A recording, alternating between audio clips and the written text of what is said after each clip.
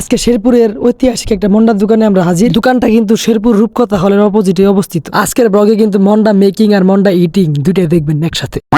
তো আমি আছি আপনাদের ফরিদ ইসলাম এবং সাথে আছে বন্ধু রাকিব। এখানে চলতেছে মন্ডা মেকিং প্রসেস। আর এই সুস্বাদু মন্ডা তৈরি করতে গেলে অনেক দুধের প্রয়োজন, শুধু দুধ আর দুধ। তো যাই হোক, এনে কি করতেছে না করতেছে কিছুই বুঝতেছি না, কিন্তু এটা হলো দুধের ছানা আর এটা হলাম আমি। এখানে মূলত দুধের ছানাটা ঠান্ডা করার প্রসেস চলতেছে। আর অপর দিকে আমি কাকার মাথা ঠান্ডা করতেছি।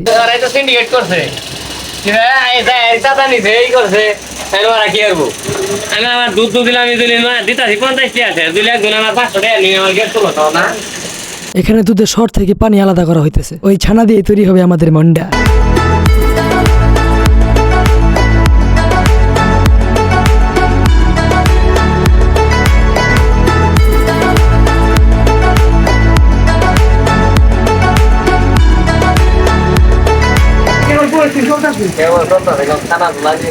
তাহলে আমরা সন্ধ্যা 6টায় মন্ডা পাবো।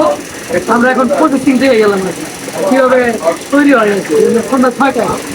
তো মন্ডা খেতে যেতে হবে 6টার সময়। তো এতক্ষণ আমরা ঘুরে আসি আমাদের শেরপুর শহর সিটি। এই এলাকার নাম হলো মাধবপুর, আর এখানে বড় লোকরা থাকে, মানে গুলশান লাইট। আর এই হলো আমাদের ব্যস্ততম শহর খড়মপুর মোড়। আপাতত শেরপুরে আর কিছু থাকুক আর না থাকুক, অটো রিক্সার ভাই কোনো অভাবই নেই। যাই হোক ভাই, আমার জেলা আমার গর্ব। শেরপুর আসলে একটি শান্তিপূর্ণ শহর। তো এদিকে 6টা বাজে গেছে প্রায়, আর আমরা এখন মন্ডার উদ্দেশ্যে। ভাই আরেকটু হলে ক্যামেরা ভিতরে ঢুকে পড়তো।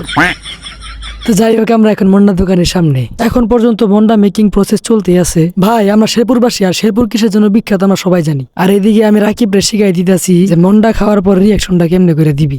মন্ডা খাওয়ার পরে পোলাটা সারাদিন এই মোবাইলের মধ্যে কি যে দেয়। তো এদিকে আমাদের গরম গরম মন্ডা রেডি হইতেছে। এটাই হলো মন্ডা মেকিং এর লাস্ট প্রসেস।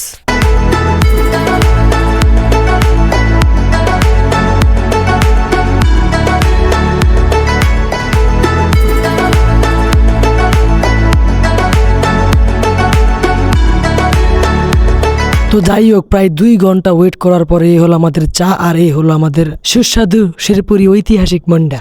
ভাই আমি কোনো রিভিউ দিব না ভাই, একবার খালি আমার মুখের রিয়াকশনটা দেখেন। কি করে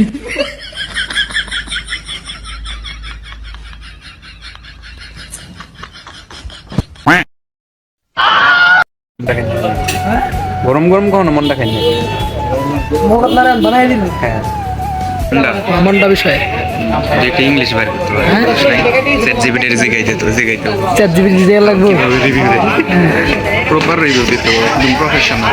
খালি দুধ বেশি নাকি? দুধ বেশি না, মন্ডা এটা মন্ডা বেস্ট, আর কোনো মন্ডা থেকে এটা বেস্ট, শেরপুরের বেস্ট।